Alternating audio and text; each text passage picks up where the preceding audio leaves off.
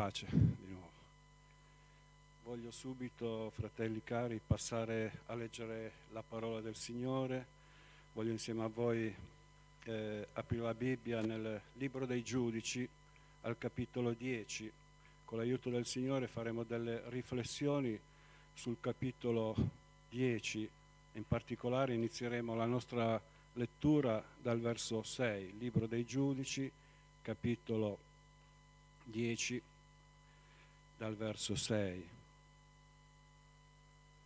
Ci alziamo in piedi, scusate se vi faccio ancora una volta alzare in piedi.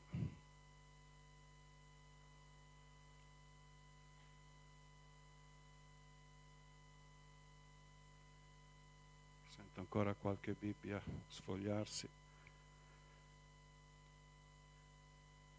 Libro dei Giudici, capitolo 10, verso 6. Il Signore sia lodato. I figli di Israele continuarono a fare ciò che è male agli occhi del Signore e servirono gli idoli di Baal e di Astarte, gli dei della Siria, gli dei di Sidone, gli dei di Moab, gli dei degli Ammoniti, gli dei dei Filistei. Abbandonarono il Signore e non lo servirono più.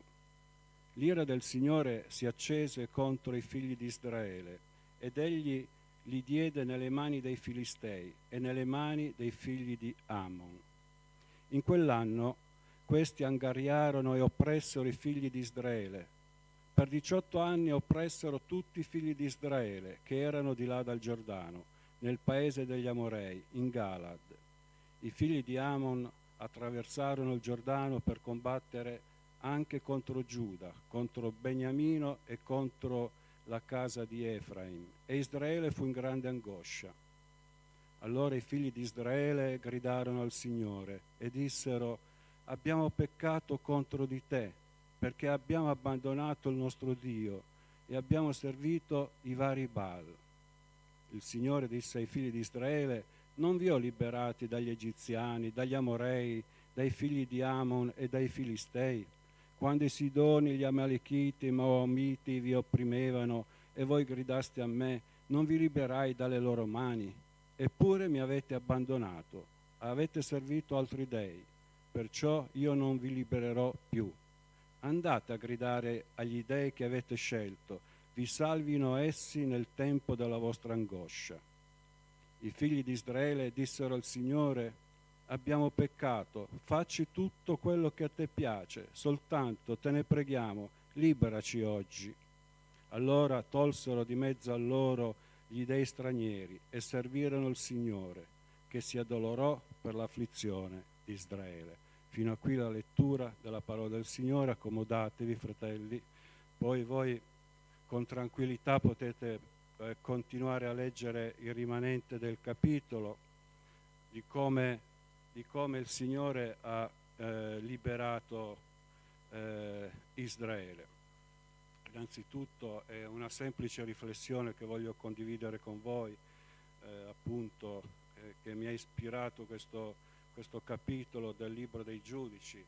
Questo Libro dei Giudici che racconta la storia delle 12 tribù di Israele che dal momento in cui passarono il Giordano per conquistare la terra promessa che il Signore aveva promesso ai loro padri, ad Abramo, Isacco, Giacobbe, con a capo il condottiero Giosuè. Bene, il Libro dei Giudici ci parla di quel periodo lì, di come ogni tribù lentamente conquistò il proprio territorio, la propria parte di eredità che il Signore aveva promesso al suo popolo. L'arco di tempo che appunto narrano tutti questi fatti viene raccontato nel Libro dei Giudici, è circa, così dicono gli studiosi, circa 200 anni. Sono molti. Se noi pensiamo, per farci un'idea, è come se noi ritornassimo al 1800, insomma, tutto un altro mondo. Così loro vissero il loro periodo, le loro battaglie, le loro sconfitte nell'arco di questo periodo. Il Libro dei Giudici si chiama così, giudici, perché di volta in volta queste 12 tribù, che in realtà non erano ancora una nazione, ma erano così un agglomerato di tribù legate da quella fede che avevano nel medesimo Dio, ma non c'era un re che regnava, un re umano che regnava su loro. Viene anche chiamato dai teologi un periodo teocratico, cioè Dio regnava direttamente sul suo popolo e di volta in volta sceglieva degli uomini per aiutarli, per liberarli dalle loro angosce. E il libro dei Giudici appunto parla di questo periodo davvero difficile, di lotte, di sconfitte, di vittorie, che però Dio mostra anche un cuore grande, un cuore meravigliosamente grande, perché nonostante tutti i loro fallimenti, le loro cadute, il Signore si lasciava commuovere e porgeva sempre loro una via di uscita alle loro angosce, come abbiamo letto questa sera.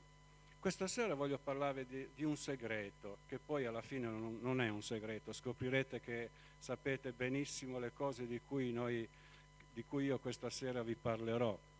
È una chiave per poter ricevere le benedizioni da parte del Signore. Sono racchiuse in questo brano della Scrittura.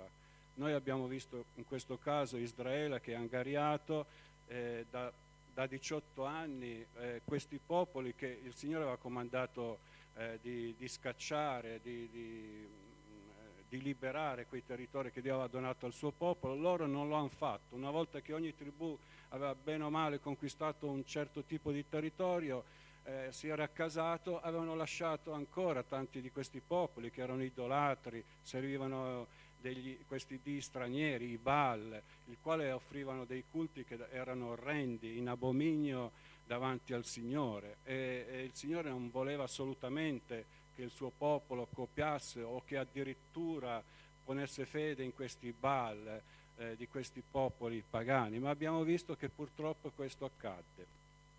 E finché visse Giosuè e la generazione che susseguente a Giosuè, il popolo di Dio, queste 12 tribù, bene o male, ebbero un timore del Signore. Ma una volta che la generazione di Giosuè scomparve e sorsero le nuove generazioni, incominciò un declino sempre più profondo davanti al Signore. Vi leggo ad esempio cosa dice il Signore nel capitolo sempre 2 dei Giudici a riguardo di questo che vi sto dicendo. Al versetto 10: anche tutta quella generazione, capitolo 2 verso 10, anche tutta quella generazione fu riunita ai suoi padri. Poi dopo quella vi fu un'altra generazione che non conosceva il Signore, né le opere che egli aveva compiuto in favore di Israele. I figli di Israele fecero ciò che è male agli occhi del Signore e servirono gli idoli di Baal, abbandonarono il Signore, il Dio dei loro padri, che li aveva fatti uscire dal paese d'Egitto, e andarono dietro ad altri dei, fra gli dei dei popoli che li attorniarono, si prostrarono davanti ad essi e provocarono l'ira del Signore, abbandonarono il Signore e servirono Baal e gli idoli di Astarte.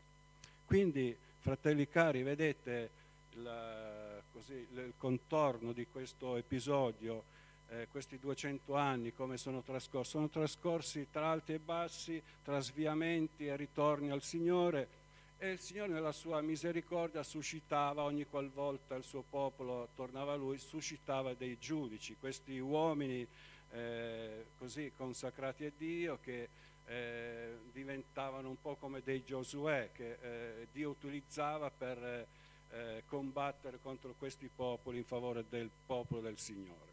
Ma ora andiamo a ciò che il Signore ha messo nel mio cuore. Io volevo fare un parallelo tra la storia di Israele che viene raccontata in questo libro, in particolare anche questo che abbiamo letto questa sera, che i figli di Israele continuarono a fare ciò che è male agli occhi del Signore. Un parallelo tra quell'Israele e la Chiesa del Signore. La Chiesa del Signore, come Israele, tutti noi, la Chiesa non è questo locale di culto, ma la Chiesa sono le anime che fanno parte del popolo del Signore, i chiamati fuori, l'Ecclesia, cioè questo significa. Israele era la Chiesa del Signore chiamata fuori dall'Egitto, Dio mandò Mosè come liberatore, e noi, facendo questo parallelo, possiamo anche noi vedere come il Signore ci ha chiamati fuori dall'Egitto di questo mondo, ci ha liberati dal faraone, ci ha procurato un meraviglioso Salvatore che è Cristo Gesù, e da quel giorno in poi abbiamo incominciato a camminare nelle vie del Signore. Ma ahimè, ecco il punto dolente che dobbiamo questa sera cominciare a focalizzare, ed è questo popolo ci insegna qualcosa, questo popolo che viene narrato nel libro dei Giudici, che facilmente il cuore dell'uomo è così ingannevole che, per quanto Dio fa cose grandi nella nostra vita, è così facile scadere dalla sua grazia, allontanarsi dall'amore che si ha per il Signore. Perché noi non dobbiamo pensare che siccome siamo in una chiesa tutto va bene. Noi dobbiamo appurarci di altre realtà che andremo a meditare per far sì che davvero il Signore ci possa benedire. È bello venire in chiesa, fratelli, è bello fare tante cose nell'opera del Signore, ma non è la chiave per far sì che il Signore ci possa benedire. Direte, ma cosa sta dicendo questa sera il fratello Gino? Io vi farò vedere attraverso la parola del Signore che ci sono 3 condizioni, 3 requisiti fondamentali e irrinunciabili davanti alla presenza del Signore, affinché Lui si possa muovere in favore del suo popolo, in favore di ognuno di noi. Stavo dicendo che è così facile, quando una generazione va, ne arriva un'altra. Se noi pensiamo alle generazioni passate dei nostri fratelli, quando meditavo questo passo della scrittura, mi è venuto in mente questa realtà, leggendo appunto che la generazione di Giosuè e quelle susseguenti scomparvero, come tutto andò in un declino, e facilmente questo può capitare nella Chiesa del Signore, non a tutti, però può capitare che avviene un declino spirituale e non ce ne accorgiamo di essere in quella condizione, a meno che il Signore non si muove e ci scuote, affinché noi possiamo rientrare in noi stessi e renderci conto della condizione in cui noi ci troviamo. Che il Signore ci aiuti, perché se pensavo questo, se i fratelli del passato potessero rivedere la condizione della Chiesa di oggi, io penso che noi potremmo vedere delle grandi differenze che stanno tutte in questi 3 punti che ho potuto riscontrare in questo brano della scrittura, questi 3 aspetti fondamentali che il Signore vuole che ognuno di noi dobbiamo realizzare, affinché, come spesso preghiamo, noi vogliamo che il Signore compia dei miracoli, eppure miracoli, scusate fratelli, questa sera forse sono un po' così, ma io non ne vedo tanti, ma non perché il Signore non è in grado di farli, perché c'è qualche cosa che impedisce al Signore di poterli compiere. Non vedo che ci sono tante preghiere che eleviamo, ma non sto parlando della comunità di Arona, sto parlando in generale del popolo di Dio sparso sulla faccia della terra.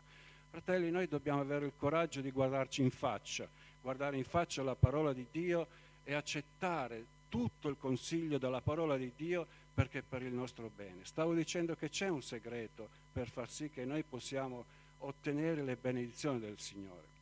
Se qualcuno ci viene a dire che siamo malati e quel qualcuno è un medico, il medico ci dice c'è questa medicina che sicuramente ti produrrà guarigione, cosa facciamo, fratelli? La rifiutiamo oppure l'accettiamo? Io credo che l'accettiamo, perché è per il nostro bene. Così il Signore vuole fare nel suo popolo, ci vuole porgere qual è la soluzione per far sì che Lui possa continuamente benedirci, operare in nostro favore, far sì che la sua potente mano si muova in favore del suo popolo. Questo altalenarsi di periodi di risveglio, di sviamento, frenarono l'opera di Dio tra le 12 tribù di Israele. E questo fatto, se capita anche nella vita del credente, delle famiglie, di una comunità, questi altalenarsi di consacrazione, di sviamento, di indifferenza, frena l'opera di Dio, frena il Signore nel poter manifestare tutta la sua gloria e tutto ciò che Egli vorrebbe fare in favore del suo popolo. Noi non otteniamo a volte tante risposte, diciamoci la verità. Sì, preghiamo, il Signore probabilmente ci ascolta, ma sono sono preghiere inesaudite. Il Signore ci ascolta, è bello ascoltare le nostre preghiere, è bello, ma se sono preghiere inesaudite, inascoltate, a questo punto ci dobbiamo domandare, fratelli, perché il cielo è chiuso sopra di noi? Ripeto, fratelli cari, questo messaggio che sto porgendo questa sera non è diretto a qualche persona, ma è un discorso che dobbiamo ampliare. Noi facciamo parte delle 12 tribù di Israele, nel senso che tutti facciamo parte del popolo del Signore. Ognuno di noi deve dentro se stesso appurare, ma io in fin dei conti sto realizzando tutto ciò che il Signore si è proposto di fare nella mia vita, e se questo non avviene, se le mie preghiere sono preghiere inascoltate, se tutto ciò che faccio è un qualche cosa che il Signore non gradisce, allora mi devo fermare e devo realizzare ciò che questa sera il Signore ci propone di fare. E mi è venuto anche in mente un altro episodio che nella scrittura che ci presenta questi aspetti. Marta e Maria, se non fosse stato Gesù lì presente, ma qualcun altro al posto di Gesù, e quella sorella Marta si fosse andata così a lamentare davanti come fece poi con Gesù, non ti importa che mia sorella non mi aiuta a servirmi? Eppure c'era tanta gente in quella casa, era necessario darsi da fare come stava facendo Marta, era assolutamente necessario. Umanamente parlando, sì, ognuno di noi avrebbe detto: ma c'ha ragione Marta, non è il momento di sedersi, non è il momento questo, è il momento di darci da fare, c'è Gesù, ci sono i discepoli, c'è tanta gente in questa casa, li abbiamo ospitati.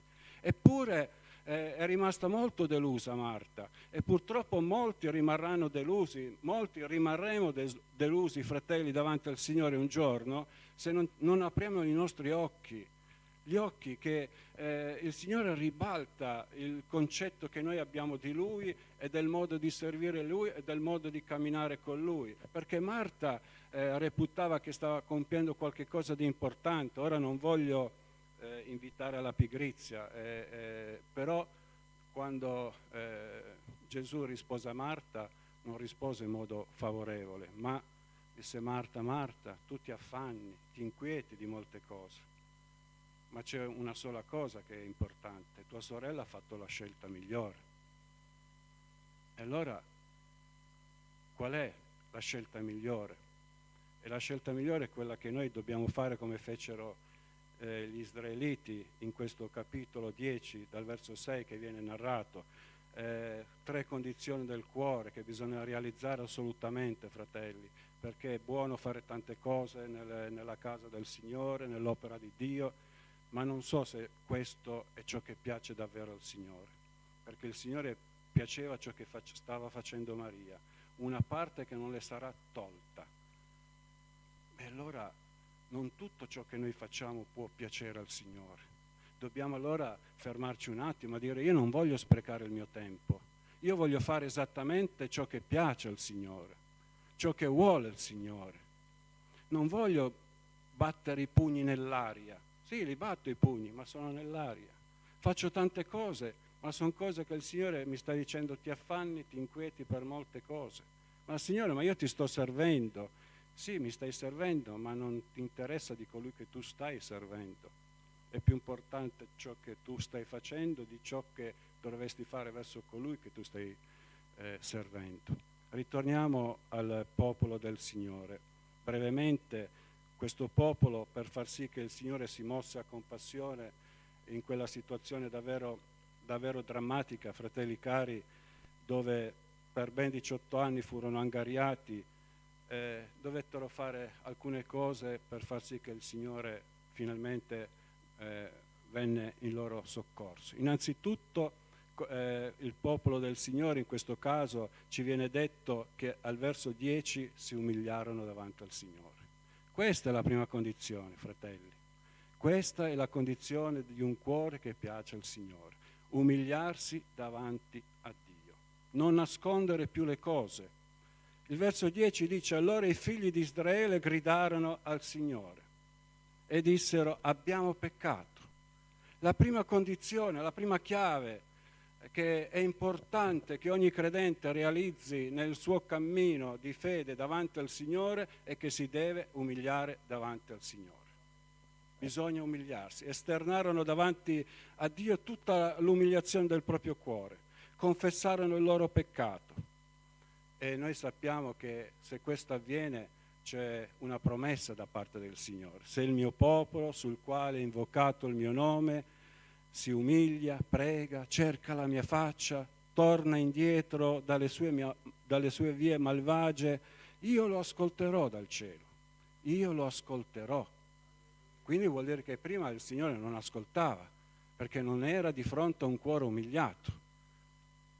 La prima condizione, fratelli, se vogliamo che il Signore ci ascolti, è che ci dobbiamo umiliare, mettere sotto i piedi il nostro orgoglio, incominciare da capo, tutto da capo, metterci davanti al Signore in modo molto umile. Chi copre le sue trasgressioni non prospererà, ma chi le confessa e le abbandona otterrà misericordia. Noi abbiamo peccato, disse questo popolo davanti al Signore. Abbiamo peccato. Il Signore disse: sì, ma l'avete fatto anche le altre volte. Ed ecco che quindi possiamo commentare il secondo punto. Oltre che umiliarsi, questo popolo si sottomise al volere del Signore. Fai quello che vuoi, Signore. Noi riconosciamo che abbiamo sbagliato, e si umiliarono. Umiliatevi dunque sotto la potente mano di Dio affinché Egli vi innalzi a suo tempo, gettando su di Lui ogni vostra sollecitudine. Quando Dio vede un cuore che davvero si umilia, cerca con tutto il suo cuore la sua faccia, io l'ascolterò dal cielo. Dio non può sopportare i cuori orgogliosi. Dio ama i cuori umili, quelli che sono disposti a umiliare se stessi, che non si interessano più degli altri. Interessa solo sapere cosa il Signore sta pensando di lui o di lei. La parte migliore, fratelli, è proprio quella di cercare di piacere al Signore. E stavo dicendo che la seconda condizione, la seconda chiave, se vogliamo che davvero il Signore si muova in nostro favore, è che ci dobbiamo sottomettere al Signore. Non dobbiamo più opporgli resistenza, dobbiamo sottometterci in che maniera? Alla parola di Dio. Questa sera la parola viene predicata, forse non in modo molto brillante, però perlomeno la lettura è della parola di Dio. Poi il commento può anche essere non molto efficace, non molto elegante, un italiano forse non perfetto, però questo è il commento che il Signore ciò che il Signore mi ha messo nel cuore da poter trasmettere a voi. Queste semplici condizioni: umiliamoci davanti al Signore, sottomettiamoci al Signore, ci dobbiamo sottomettere alla sua parola, dobbiamo cedere a Lui. Quando uno si sottomette, si arrende, alza le mani e non si ribella più, riconosce che colui che è davanti mi ha vinto, io non ho più nessun diritto, devo fare ciò che Lui mi sta dicendo di fare. Umiliarsi e sottomettersi. Questa è la seconda condizione che Dio si aspetta di vedere manifestato per poter operare nella nostra Chiesa, nelle nostre case, nel nostro cuore, nelle nostre famiglie. Ricordiamoci come Giona. Venerdì scorso è stato parlato da parte del fratello Alessio di questo uomo di Dio, Giona, che non voleva fare un certo determinato compito che Dio gli aveva affidato, se ne scappò, se la diede a gambe, volle fuggire lontano, ma non andò poi molto lontano, e quando alla fine comunque venne scoperto il motivo per cui c'era tutto quel mare in tempesta, il Signore mise in evidenza che tutto ciò che stava capitando è perché il suo servo era un servo disubbidiente e stava fuggendo. Giona alla fine si arrese al Signore, si umiliò davanti al Signore e si sottomise al Signore, perché disse: come bisogna fare per calmare questa tempesta? Mi dovete gettare nel mare. E quello fecero e il mare si calmò. Sottomettiamoci, fratelli, alla volontà del Signore. E l'ultimo aspetto che possiamo intravedere nelle righe di questo brano della Scrittura è che la terza condizione, quindi si umiliarono, si sottomisero e poi che cosa fecero? Al versetto 16. Allora tolsero di mezzo a loro gli dei stranieri e servirono il Signore, che si addolorò per l'afflizione di Israele. Il Signore aprì il suo cuore quando vide un sincero cuore umiliato, un sincero cuore desideroso. Fai quello che vuoi, Signore, però liberaci. Noi ora vogliamo fare ciò che tu determini che venga fatto a nostro riguardo, però, Signore, non ci abbandonare. E alla fine le parole non erano sufficienti, ma Israele che cosa fece? Decise di togliere di mezzo a loro gli dei stranieri. E quindi la terza chiave, la terza condizione qual è? Bisogna riconsacrarsi al Signore. Quindi, fratelli amati, dobbiamo umiliarci, dobbiamo sottometterci e ci dobbiamo consacrare al Signore. Queste sono le condizioni se vogliamo vedere la nostra comunità prosperare, vedere il Signore che ama rispondere alle preghiere. Non sto dicendo che qua il Signore non le risponde, però poniamoci queste domande in modo personale. Se vogliamo vedere che il Signore si compiace di ascoltare le nostre preghiere, umiliamoci, sottomettiamoci e alla fine riconsacriamoci al Signore. Tolsero gli dei stranieri. Cosa c'è da togliere? Ognuno di noi ha qualche cosa da togliere, ma non è sufficiente. Dobbiamo fare come fece Maria, la parte migliore. Dobbiamo decidere che la parte migliore è Cristo Gesù. Non c'è nient'altro, non c'è nessun servizio, non vi sto invogliando a non fare i servizi, fratelli amati dal Signore, ma guardiamo innanzitutto se ci sono queste condizioni, perché ogni servizio sarà benedetto se noi siamo cuori umili, sottomessi e consacrati al Signore. Questo piace al Signore. Il vero ravvedimento, fratelli cari, non è causato da un momentaneo stato d'animo che da lì a qualche giorno tutto svanisce. Io mi ricordo a un campeggio giù in Meridione, un grande campeggio dove fui chiamato come collaboratore e mi era stato assegnato il culto della mattina, delle 7, c'era il culto del mattino dove tutti i giovani si dovevano ritrovare lì, chi voleva essere battezzato, insomma chi aveva un desiderio, alle 7 doveva venire lì. E mi ricordo c'era un giovane che ogni mattina quando facevamo l'appello per la salvezza lui veniva sempre avanti, un giorno, 2 giorni, 3 giorni, sempre avanti. E dopo qualche giorno lo chiamai in disparte e gli dissi: ma scusa, ma te ogni giorno vieni per essere salvato, ma ieri hai accettato il Signore, sei stato salvato, oggi perché sei di nuovo qua? Perché poi durante la giornata ho peccato e non mi sento più salvato. Era un adolescente, insomma, e quindi parlammo che la cosa era un po' diversa. Ma il vero ravvedimento, fratelli cari, non è qualcosa di passeggero, ma è di qualcosa profondo che viene operato dal Signore, dove tutto cambia, non ci si interessa più cosa fanno gli altri, noi non ci interessa, noi ci interessa noi come dobbiamo camminare davanti al Signore con cuore umile, sottomesso e consacrato al Signore. Vogliamo dare una svolta definitiva alla nostra vita e allora dobbiamo fare una cosa, perché come un padre è pietoso verso i propri figli, così è pietoso l'Eterno verso quelli che lo invocano e lo invocano in verità. Dio ci benedica.